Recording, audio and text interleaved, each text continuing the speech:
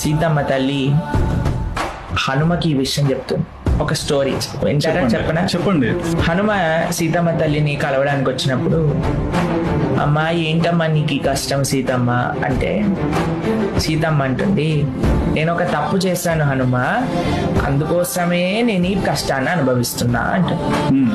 అంటే హనుమ అంటాడు, అమ్మా నువ్వు తప్పు చేయటం ఏంటమ్మా, నువ్వు సాక్షాత్తుగా మహాలక్ష్మివి కదా, నువ్వు తప్పు చేయటం ఏమిటి అని అంటే, సీతమ్మ అంటుంది, ఒకరోజు రాముల వారు నా పక్కన ఉన్నారు నాన్న, రాముడు పక్కనుండంగా నేను ఒక బంగారు జింక కనిపిస్తే ఆ జింక కావాలి అని రాముడిని అడిగా.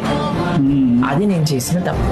భగవంతుడి దగ్గరికి వెళ్ళి, స్వామి నీ సేవ కావాలి అని మనం కోరుకోవాలి, కానీ నాకు కార్ కావాలి, నాకు ఫోన్ కావాలి, నాకు ఉద్యోగం కావాలి, నాకు పిల్లలు కావాలి, నాకు రోగాలు పోవాలి, నాకు ఆరోగ్యం కావాలి అని భౌతికమైన విషయాలను అడగరాదండి.